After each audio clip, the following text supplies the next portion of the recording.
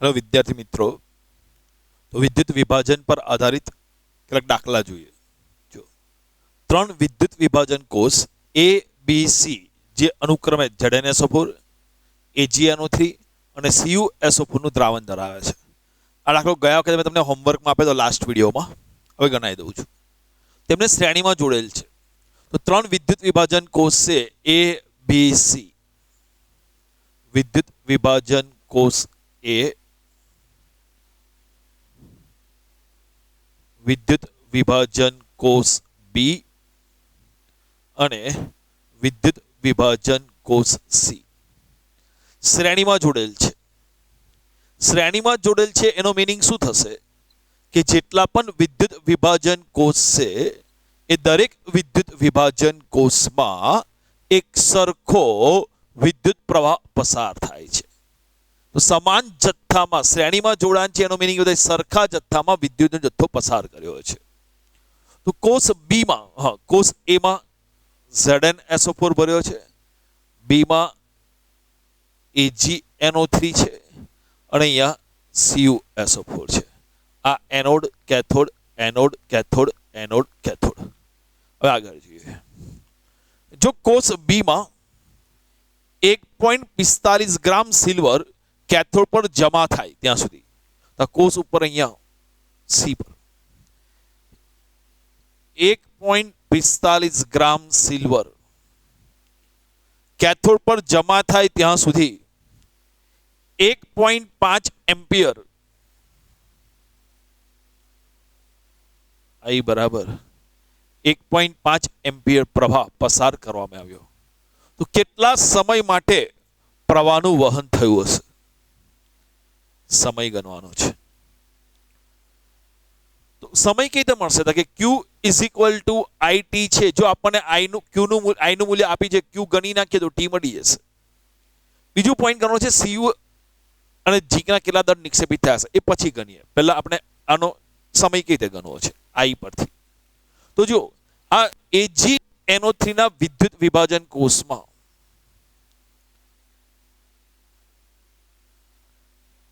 AgNO3 ના હું દ્રાવણમાં વાત કરું તો AgNO3 ના દ્રાવણમાં AgNO3 નું આયનીકરણ થઈને Ag+ વત્તા ઇલેક્ટ્રોન એટલે કેથોડ ઉપર Ag+ જાય, કેથોડ ઉપર Ag+ નું રિડક્શન થાય, Ag+ એક ઇલેક્ટ્રોન મેળવે અને શું આવે છે Ag। तो कैथोड ऊपर Ag+ गयो, एक इलेक्ट्रॉन मेळव्यो, एनु रिडक्शन थयुं अने शुं बन्युं Ag। तो एक मोल इलेक्ट्रॉन एटले के फेराडे पसार करवामां आवे तो 1 मोल Ag मळे छे।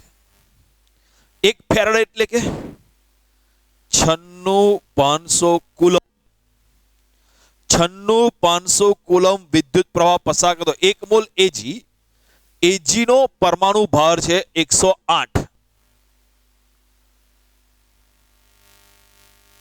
તો આટલા કુલમ પસાર કરવાથી 108 ગ્રામ Ag મળે છે।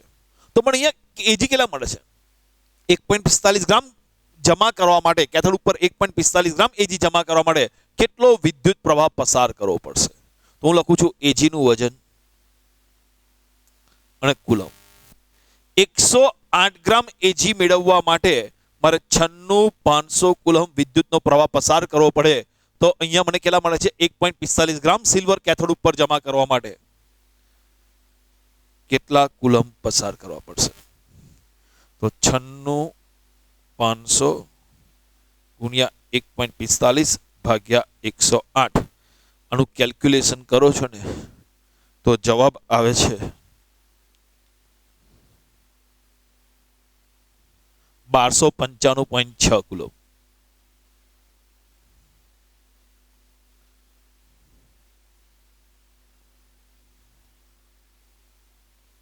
तो 1295.6 कूलम पसार करवा पड़े।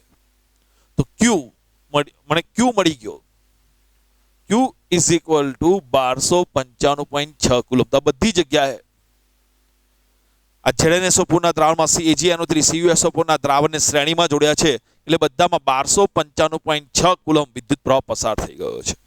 તો આ બધાનું કેલ્ક્યુલેશન કરતા મને ક્યુ મળી ગયું કે ભાઈ Q is equal to 1295.6 coulomb. હવે સૂત્ર છે Q is equal to I T. therefore I is equal QT is equal to Q upon I. Q coulomb માં 1295.6. I એમ્પિયર દાખલામાં આપ્યો છે કેટલો એમ્પિયર વિદ્યુત પ્રવાહ પસાર કરવામાં આવે છે 1.5 એમ્પિયર. તો T જે પણ મળશે એ સેકન્ડમાં મળશે. T જે પણ મળશે એ સેકન્ડમાં મળશે. તો T ગણીએ છે તો એક સેકન્ડ ગણવા જઈએ છે તો 893.7 સેકન્ડ જવાબ આવે છે. કેટલો આવે છે 893.7 સેકન્ડ. તો T બરાબર 893.7 સેકન્ડ. તો બરાબર ધ્યાન આપજો. ફરી જેલો પ્રશ્ન વિદ્યુત વિભાજન કોષ A, B અને C છે. એમાં અનુક્રમે ZnSO4, AgNO3 અને CuSO4 નું દ્રાવણ ભર્યું છે. આ વિદ્યુત વિભાજન કોષને શ્રેણીમાં જોડાણ કર્યું છે એટલે એક સમાન વિદ્યુત જથ્થો પસાર થશે. 1.5 એમ્પિયર વિદ્યુત પ્રવાહ 1.5 એમ્પિયર વિદ્યુત પ્રવાહ કેટલા સમય સુધી પસાર કરવો પડે? તો Q is equal to IT. તો T is equal to Q by I. તો Q કુલમમાં કેટલા છે 1295.6. I ampere 1.5 ampere. તો સમય મળી ગયા 893.7 સેકન્ડ. ખ્યાલ આવી ગયો? ચલો હવે મારે ગણવું છે કેટલા ગ્રામ ZnSO4 જમા થયું હશે અને કેટલા ગ્રામ CuSO4 જમા થયું હશે. તો ZnSO4 માં તો ZnSO4 ના દ્રાવણમાં શું થશે?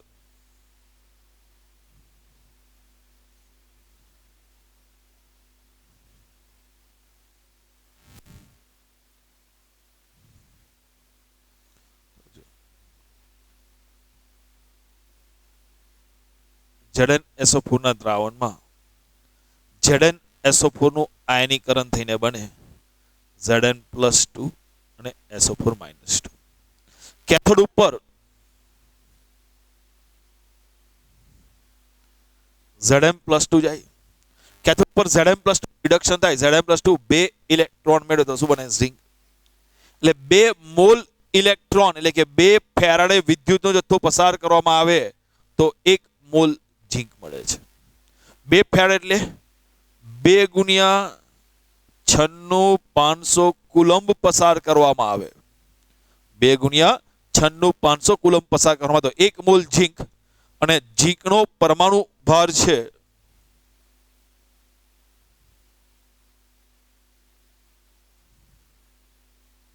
65 ગ્રામ. ઝિંકનો પરમાણુ ભાર છે 65 ગ્રામ. તો 1 મોલનું વજન ઝિંકનો પરમાણુ ભાર 65 છે એટલે 1 મોલ ઝિંકનું વજન 65 ગ્રામ થશે. તો 2 ગુણ્યા 96,500 કુલમ પસાર કરવાથી 65 ગ્રામ ઝિંક મળે છે. તો 1295.6 કુલમ કેટલા ગ્રામ ઝિંક મળે? તો ક્રોસ ગુણાકાર કરી દઈએ. 1295.6 ગુણ્યા 65 ભાગ્યા 2 ગુણ્યા 96,500. આનું કેલ્ક્યુલેશન કરશો તો જવાબ આવે છે 0.4363 ગ્રામ. 0.4363 ગ્રામ ઝિંક મળશે. તો ZnSO4 ના દ્રાવણમાં કેથોડ ઉપર કેટલું ઝિંક જમા થશે? તો વિદ્યુતનો જથ્થો તો સરખો જ પસાર કરવાનો છે, શ્રેણીમાં જોડાય છે એટલે 1295.6. તો 2 ફેરાડે પસાર કરતો 1 મોલ ઝિંક મળે એટલે 2 ગુણ્યા 96,500 કુલમ પસાર કરતો 65 ગ્રામ ઝિંક મળે. તો 1295.6 કુલમ પસાર કરવાથી કેટલા ગ્રામ ઝિંક મળે? ક્રોસ ગુણાકાર કરી દેવાનો. 1295.6 ગુણ્યા 65 ભાગ્યા 2 ગુણ્યા 96,500 એટલે 0.4363 ગ્રામ ઝિંક ઉત્પન્ન થશે. ચાલો CuSO4 ના દ્રાવણમાં જોઈએ. તો CuSO4 ના દ્રાવણમાં શું થશે?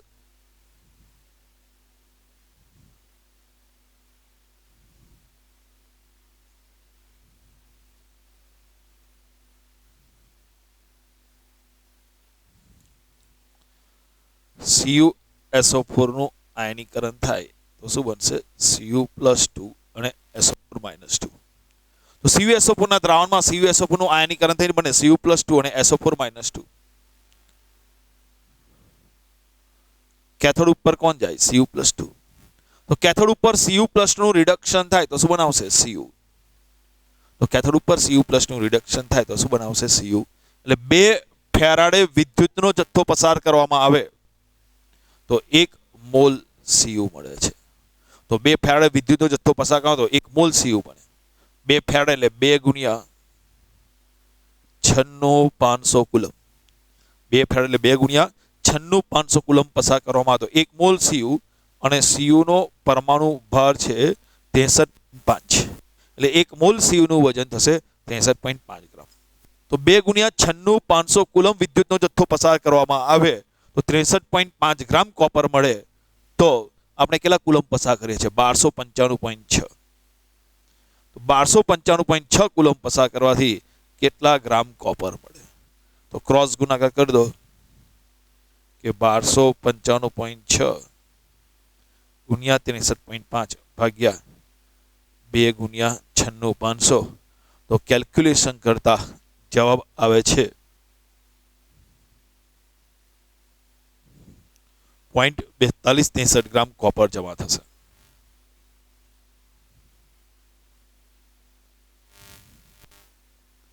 આ રીતે ગણવાનું છે. કોઈ પ્રોબ્લેમ હોય તો પૂછી લેજો. નેક્સ્ટ ક્વેશ્ચન જોઈએ. સિમ્પલ છે, તમને હોમવર્કમાં આપેલો હતો અગાઉ. આના જેવો દાખલો અગાઉ પહેલા કરેલો જ છે, તમને એક્ઝામ્પલ આવું કરેલો જ છે.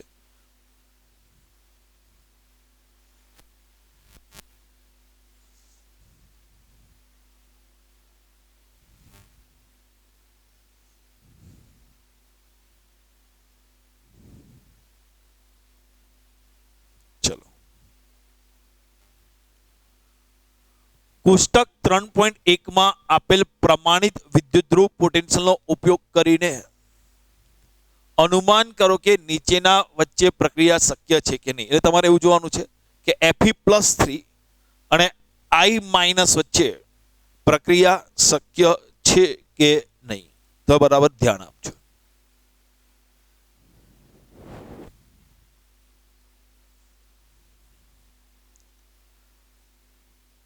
જેની ઓક્સિડેશન અવસ્થા અથવા ઓક્સિડેશન આંક, જે શબ્દ વાપરો, મહત્તમ હોય, તો જેનો ઓક્સિડેશન આંક અથવા ઓક્સિડેશન અવસ્થા મહત્તમ હોય, સમજો કે જેની ઓક્સિડેશન આંક મહત્તમ હોય, એટલે કે સૌથી વધારે હોય, એનો ઓક્સિડેશન આંક વધી શકે નહીં, મહત્તમ છે તો શું થાય? ઘટી શકે. ઓક્સિડેશન આંક ઘટે શું થાય? રિડક્શન. તો જેનો ઓક્સિડેશન આંક મહત્તમ હોય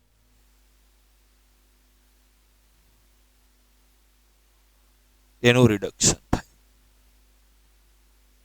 બીજો લખજો, જેનો ઓક્સિડેશન આંક ન્યૂનતમ હોય, ઓછામાં ઓછો, જેનો ઓક્સિડેશન આંક ન્યૂનતમ હોય, ઓછામાં ઓછો ઓક્સિડેશન એનાથી વધી શકે એનું ઓક્સિડેશન થાય. તો જેનો ઓક્સિડેશન આંક ન્યૂનતમ હોય તેનું ઓક્સિડેશન થાય. તો તમારે આમાં પહેલા એટલું નક્કી કરવાનું છે કે કોનું ઓક્સિડેશન થશે અને કોનું રિડક્શન. તો જેનો ઓક્સિડેશન આંક મહત્તમ હોય તેનું રિડક્શન થાય, જેનો ઓક્સિડેશન આંક ન્યૂનતમ હોય એનું ઓક્સિડેશન થાય. યાદ રાખજો, જેનો ઓક્સિડેશન આંક મહત્તમ હશે એનું રિડક્શન થશે, જેનો ઓક્સિડેશન આંક ન્યૂનતમ હોય તેનું ઓક્સિડેશન થાય. જેનો ઓક્સિડેશન આંક ન્યૂનતમ અને મહત્તમ, તો જેનો ઓક્સિડેશન આંક ન્યૂનતમ અને મહત્તમ ઓક્સિડેશન આંકની વચ્ચે હોય તેનું ઓક્સિડેશન પણ થઈ શકે અથવા રિડક્શન પણ થઈ શકે છે. એ ડિપેન્ડ કરે છે કે બાજુવાળો કોણ છે એના પર આધાર રાખે છે. આટલી વસ્તુ યાદ રાખી લેવાની છે, નોંધ કરી લેજો. કે જેનો ઓક્સિડેશન આંક મહત્તમ હોય એનું રિડક્શન થાય, જેનો ઓક્સિડેશન આંક ન્યૂનતમ હોય એનું ઓક્સિડેશન થાય, અને જેનો ઓક્સિડેશન આંક ન્યૂનતમ અને મહત્તમ ની વચ્ચે હોય તેનું ઓક્સિડેશન પણ થઈ શકે અને એનું રિડક્શન પણ થઈ શકે. આટલું પોઈન્ટ યાદ રાખીને એને આધારે આપણે આગળ જોવાનું છે. ચલો, તો કોષ્ટક 3.1 માં આપેલ પ્રમાણિત વિદ્યુતધ્રુવ પોટેન્શિયલનો ઉપયોગ કરીને અનુમાન કરો. તો કોષ્ટક 3.1 એટલે EMF સિરીઝમાં જે રિડક્શન પોટેન્શિયલના મૂલ્યો આપ્યા છે, પ્રમાણિત રિડક્શન પોટેન્શિયલના મૂલ્યો આપ્યા છે, એનો ઉપયોગ કરો. એટલે એ મૂલ્ય તમને ટેબલમાં જોઈ લેવાના. અને નીચેના વચ્ચેની પ્રક્રિયા શક્ય છે કે નહીં જણાવો. પહેલું છે Fe+3 અને I-1. હવે સમજો, I-1 છે ને, તો I 17મા સમૂહનો તત્વ છે. એની મહત્તમ કક્ષાની ઇલેક્ટ્રોન રચના NH2NP5 છે. એની મહત્તમ કક્ષામાં 7 ઇલેક્ટ્રોન છે. અહીંયા નિષ્ક્રિય વાયુ મહત્તમ કક્ષામાં 7 ઇલેક્ટ્રોન છે. એટલે નિષ્ક્રિય વાયુ જેવી ઇલેક્ટ્રોન રચના પ્રાપ્ત કરવા માટે આની વૃત્તિ હોય 1 ઇલેક્ટ્રોન મેળવે અથવા 7 ઇલેક્ટ્રોન ગુમાવે. 1 ઇલેક્ટ્રોન મેળવે તો એની ઓક્સિડેશન અવસ્થા હોય -1, 7 ઇલેક્ટ્રોન મેળવે તો +7. તો I ની ન્યૂનતમ ઓક્સિડેશન અવસ્થા -1 છે અને મહત્તમ ઓક્સિડેશન +1 છે. એટલે એની વચ્ચે હોય, -1 થી +7 ની વચ્ચે. ન્યૂનતમ -1, +7 મહત્તમ. તો I નો ઓક્સિડેશન અહીંયા કયો છે? -1 છે. અને -1 છે એ ન્યૂનતમ છે. ન્યૂનતમ છે એટલે I-1 નું અહીંયા ઓક્સિડેશન થશે. હવે આનું ઓક્સિડેશન થાય તો ખબર પડી કે આનું રિડક્શન થશે. છતાં પણ તમને સૌ આપણે ડી વિભાગના તત્વો ભણીશું ત્યારે તમને ખબર પડશે કે Fe છે ને, એનો મહત્તમ ઓક્સિડેશન +3 છે. તેનો મહત્તમ ઓક્સિડેશન છે. આપણે S વિભાગના અને P વિભાગના તત્વો વિશે ભણ્યા છે. ડી અને F વિભાગના તત્વોના ઓક્સિડેશન આ રીતે નક્કી નહીં થાય. ડી વિભાગના અને F વિભાગના ઓક્સિડેશન હંમેશા પ્લસ હશે. મુક્ત અવસ્થામાં તો 0 હશે, એટલે માઇનસ તો ક્યારે નહીં હોય. તો Fe નો ઓક્સિડેશન +3 છે ને, એ મહત્તમ ઓક્સિડેશન આંક છે. મહત્તમ ઓક્સિડેશન આંક હોય એટલે એમાં ઓક્સિડેશન આંકમાં ઘટે એટલે એનું રિડક્શન થાય. તો પહેલી વસ્તુ આ નક્કી કરી દેવાનું તો કે Fe+3 અને I- વચ્ચે જો પ્રક્રિયા થાય તો Fe+3 નું રિડક્શન થાય, I-1 નું ઓક્સિડેશન થાય. ચલો, હવે I-1 નું ઓક્સિડેશન થાય તો એન્ડ ઉપર I-1 નું ઓક્સિડેશન થાય તો I-1 નું ઓક્સિડેશન થાય, 1 ઇલેક્ટ્રોન ગુમાવે તો શું બનાવશે? I. I કોઈ ના હોય તો I2, તો હાફ I2 કરી દીધું. ચલો, કેથોડ. કેથોડ ઉપર રિડક્શન થાય તો Fe+3 નું રિડક્શન થાય. Fe+3 1 ઇલેક્ટ્રોન મેળવે અને Fe+2. Electron cancel. તો જો Fe+3 અને આપણે જોવાનું છે કે Fe+3 અને I- વચ્ચે પ્રક્રિયા થાય તો જો Fe+3 અને I- વચ્ચે પ્રક્રિયા થાય તો આ પ્રક્રિયા થશે I2 હાફ Fe+2. હવે મારે એવું પ્રશ્ન એવો પૂછે છે કે Fe+3 અને I- વચ્ચે પ્રક્રિયા થશે તો કઈ પ્રક્રિયા થાય? તો આ પ્રક્રિયા થશે. હવે પ્રક્રિયા થશે કે નહીં મારે જાણવું હોય ને, તો EMF શ્રેણીનો ઉપયોગ કરીને મારે પોટેન્શિયલના મૂલ્ય જોવાના. તો કેથોડ ઉપર રિડક્શન કોનું થાય છે? તો E0 કેથોડ. કેથોડ ઉપર Fe+3 માંથી Fe+2 એનું મૂલ્ય જોવાનું. અને એન્ડ ઉપર નું રિડક્શન જ જોવાનું, એટલે ઉલટું જોવાનું, I2 માંથી I-. આના મૂલ્યો જોવાના. તો તમે EMF સિરીઝમાં જોશો ને તો આનું મૂલ્ય મળશે 0.77 વોલ્ટ. અને આનું મૂલ્ય જોશો ને તો 0.540 વોલ્ટ. તો તમારે પ્રમાણિત અર્ધકોષનું મૂલ્ય ડેલ્ટા E0 સેલ ગણવાનું. ડેલ્ટા E0 સેલ એટલે E0 કેથોડ -E0 એનોડ. આ લખો તો હંમેશા રિડક્શન પોટેન્શિયલ લખવાના, યાદ રાખજો. તો કેથોડ ઉપર કોણ છે Fe વાળું, એનું રિડક્શન પોટેન્શિયલનું મૂલ્ય છે 0.77 માઇનસ એડ ઉપર કોણ છે I2I માઇનસ 1 એનું છે 0.540. તો 0.77 માઇનસ 0.540 કરો તો 0.23 વોલ્ટ કયો આવ્યો પ્લસ. પ્લસ પ્રમાણિત કોષ પોટેન્શિયલ નું મૂલ્ય પ્લસ આવે મતલબ સમજવાનું કે પ્રક્રિયા થશે. પ્રક્રિયા થશે અને એ પણ કહેવાનું આપમેળે પ્રક્રિયા થશે.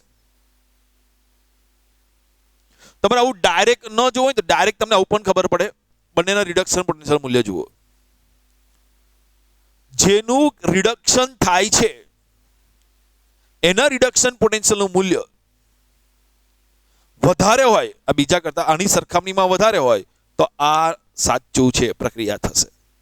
તો જેનું રિડક્શન થાય છે એનું રિડક્શન પોટેન્શિયલનું મૂલ્ય જો વધારે હોય તો પ્રક્રિયા આપમેળે થશે, કોઈ ભૂલ નથી. તો કહું કે ભાઈ આ પ્રક્રિયા આપમેળે થશે. બીજો એક પ્રશ્ન જોઈએ. બીજો પ્રશ્નમાં કયો છે? બીજું Ag પ્લસ અને Cu વચ્ચેની પ્રક્રિયા Ag પ્લસ અને Cu વચ્ચે પ્રક્રિયા થશે કે નહીં એ જોવું છે.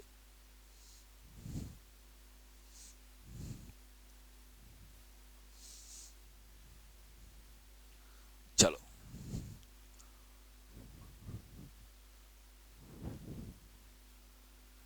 હવે આ કોપર ધાતુ છે.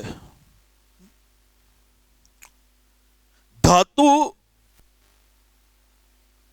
નો ઓક્સિડેશન આંક હંમેશા પ્લસ હોય તો ઓછામાં ઓછો 0 કયો હશે? ન્યૂનતમ. તો કોપરનો ઓક્સિડેશન 0 એ ન્યૂનતમ છે, મહત્તમ +2 આપણે ભણીશું તમને ખ્યાલ આવશે. તો કોપર ધાતુમાં કોપરનો ઓક્સિડેશન આંક 0 છે એ ન્યૂનતમ છે અને ન્યૂનતમ હોય તો જેનું ન્યૂનતમ હોય એનું શું થશે? ઓક્સિડેશન. તો કોપરનું ઓક્સિડેશન થશે તો Ag પ્લસ નું ખબર પડી ગઈ રિડક્શન થશે. કોઈ કે સર Ag માટે, ભાઈ Ag માટે ન્યૂનતમ ઓક્સિડેશન આંક 0 છે અને મહત્તમ +1 પણ છે અને ક્યારેક ક્યારેક +2 પણ જોવા મળે છે, બહુ ઓછા સંજોગોમાં. પણ નોર્મલી +1 હોય છે, મહત્તમ છે. એટલે અથવા કે આનું ઓક્સિડેશન થાય છે તો આ રિડક્શન થશે. ચાલો, તો કોનું ઓક્સિડેશન થાય છે અને કોનું રિડક્શન થાય છે નક્કી કરી દીધું. હવે જો એનોડ ઉપર ઓક્સિડેશન, તો એનોડ ઉપર ઓક્સિડેશન કોપરનું ઓક્સિડેશન થાય તો Cu માંથી Cu+2 બધા 2 ઇલેક્ટ્રોન. કેથોડ, કેથોડ ઉપર રિડક્શન થાય તો Ag પ્લસ નું રિડક્શન થાય Ag 2 2 2. તો Cu+2 Ag plus gives Cu+2 +2 Ag. હવે Cu અને Ag પ્લસ વચ્ચે પ્રક્રિયા થાય તો આ પ્રકારની પ્રક્રિયા થશે. ઓકે, પ્રક્રિયા થશે કે નહીં? તો રિડક્શન પોટેન્શિયલનું મૂલ્ય Ag પ્લસ Ag, એન્ડ ઉપરનું રિડક્શન પોટેન્શિયલ Cu+2 Cu, આનું મૂલ્ય 0.34 વોલ્ટ છે, આનું 0.80 વોલ્ટ છે. તો જેનું રિડક્શન થાય છે એનું રિડક્શન પોટેન્શિયલનું મૂલ્ય વધારે છે. આના કરતા જુઓ તો હા, તો પ્રક્રિયા થશે. તો આ બેમાંથી જે કેથોડ ઉપર થાય છે એનું રિડક્શન પોટેન્શિયલનું મૂલ્ય 0.80 છે, આ 0.34 છે. તો જેનું રિડક્શન પોટેન્શિયલનું મૂલ્ય વધારે હોય એ કેથોડ થઈ ગયો તો પ્રક્રિયા થશે. પ્રમાણિત પોટેન્શિયલનું મૂલ્ય ગણ નાખીએ. ચલો, પ્રમાણિત કોષ potential E0 cathode minus E0 anode. Cathode ઉપર Ag 0.80 માઇનસ એનોડ 0.34 પ્લસ મૂલ્ય આવે છે, પ્રક્રિયા થશે. બીજી પણ જોવાય, EMF શ્રેણીમાં નીચેની ધાતુને ઉપરના દ્રાવણમાં ડુબાડવામાં આવે તો પ્રક્રિયા થાય. તો જો, તો EMF શ્રેણીમાં કોપર એ નીચે ધાતુ છે અને ઉપરની ધાતુના દ્રાવણ Ag પ્લસ ના દ્રાવણમાં ડુબાડવામાં આવે તો પ્રક્રિયા થશે. તમે MCQ માં આ રીતે પણ ડાયરેક્ટ જવાબ આપી દો. બનાવ્યું છે ને EMF શ્રેણીમાં નીચેની ધાતુને ઉપરની ધાતુના દ્રાવણમાં ડુબાડવામાં આવે તો પ્રક્રિયા થાય. મતલબ જેનો રિડક્શન પોટેન્શિયલનું મૂલ્ય ઓછું હોય એવી ધાતુને જેનો રિડક્શન પોટેન્શિયલનું મૂલ્ય વધારે હોય એ ધાતુના દ્રાવણમાં ડુબાડવામાં આવે તો પ્રક્રિયા થાય છે. તો યાદ રાખજો. ત્રીજો એક પ્રશ્ન જોઈએ.